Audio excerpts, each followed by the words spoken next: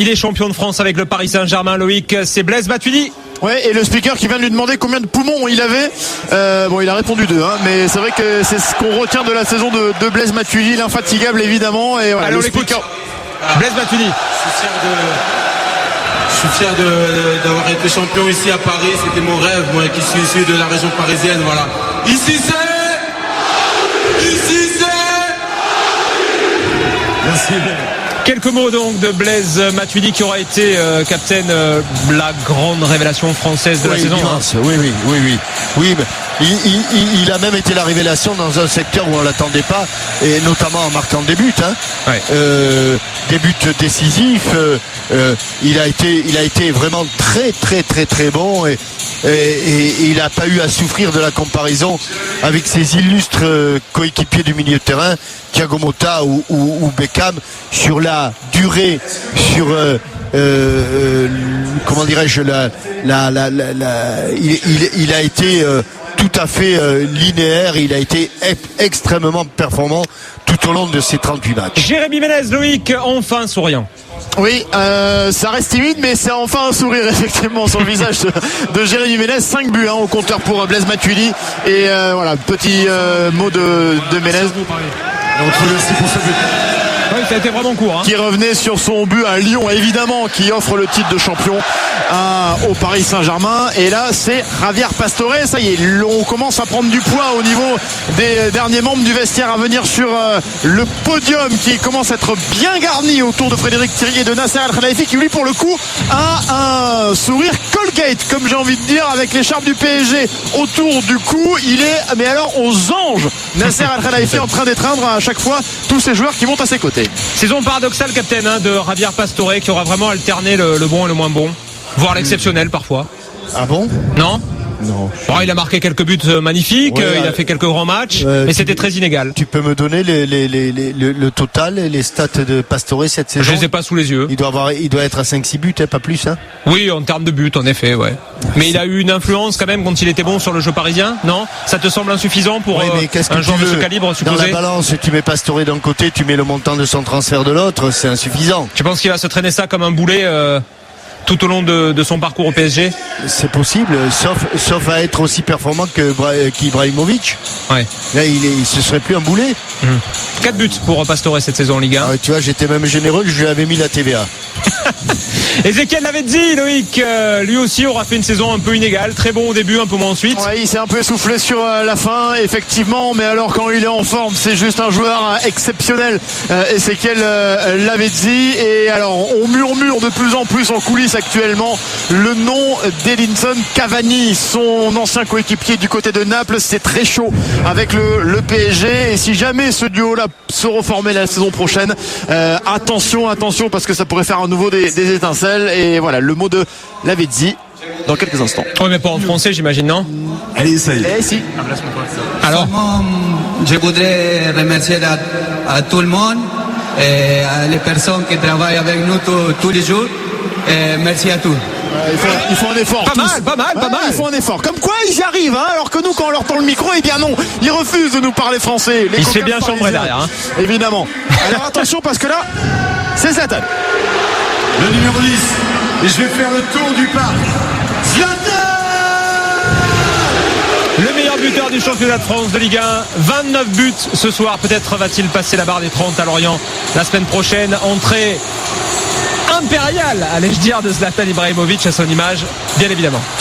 Ouais, entrée de superstar, de rockstar pour Zlatan Ibrahimovic, évidemment, qui va recevoir. Il a eu peur du feu. Ouais, mais en fait, je crois qu'il a reçu. Il y a eu des petites projections. Après, il y a ce qui, en fait, pour expliquer à nos auditeurs qui n'ont pas l'image, il y a 3 grosses flammes qui s'allument à chaque fois lorsque les joueurs arrivent. Et là, il s'est rapproché un petit peu trop de l'une de ces flammes. Apparemment, il a reçu quelques petites chaleurs sur le bras, on va dire. Et voilà, il va engueuler l'artificier. Ah ouais, il va prendre cher l'artificier derrière. Bon, à la fin, c'est les flammes qui ont eu peur de Zlatan. En français, ce sera un événement. Allez, on va l'écouter, Zlatan Ibrahimovic. Il a marqué beaucoup de buts cette saison, beaucoup de très beaux buts, très appréciés du public du parc. Est-ce que tu marqueras encore beaucoup de beaux buts la saison prochaine? Merci à tous les supports.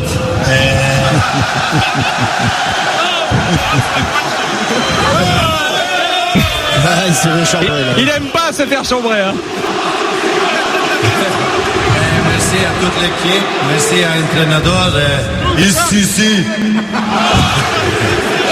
Ici Paris, voilà, c'est le nouveau slogan. Bien sûr, avec l'accent suédois. Ici l'impératrice, mais ici Paris. Fantastique. Elle a mélangé tout, parce qu'il a même parlé de l'entraîneur. Hein. Thiago Silva ou David Beckham? J'irai Thiago Silva. Je pense que c'est David Beckham. Ah, attention, eh bien, je crois que tu as raison. Exceptionnel.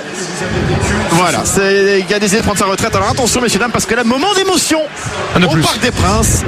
David Beckham va revenir sur la pelouse pour la toute dernière fois ici au parc, et peut-être qu'il y aura encore des larmes sur son visage. En tout cas, le speaker du parc fait monter la sauce évidemment, et alors là ça crépite dans tous les sens au niveau des smartphones et des appareils photo. Et en fait je crois qu'on va peut-être lancer, voilà, ils vont lancer le film spécial hommage à David Beckham ici au Parc des Princes, les 5 mois de Beckham au PSG, lui qui a annoncé donc cette semaine qu'il allait prendre sa retraite évidemment de footballeur.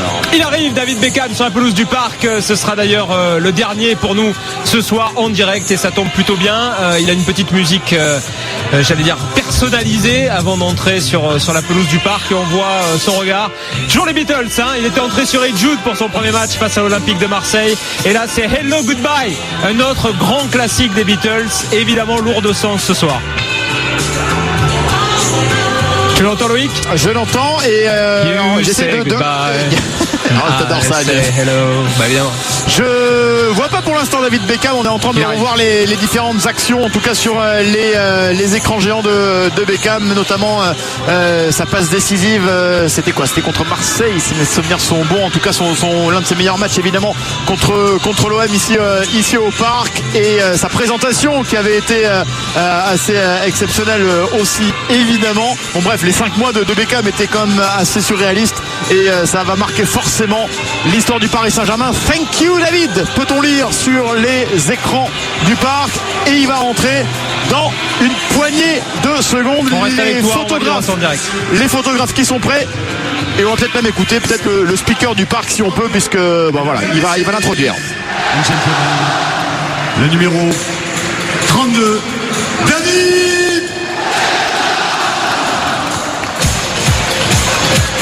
David qui a sur les épaules le drapeau anglais, me semble-t-il. Il l'a accroché autour du cou. Il n'a pas oublié ses origines évidemment. D'ailleurs, il jouait avec des crampons collector à l'effigie de l'Union Jack. Ouais, mais tout est collector.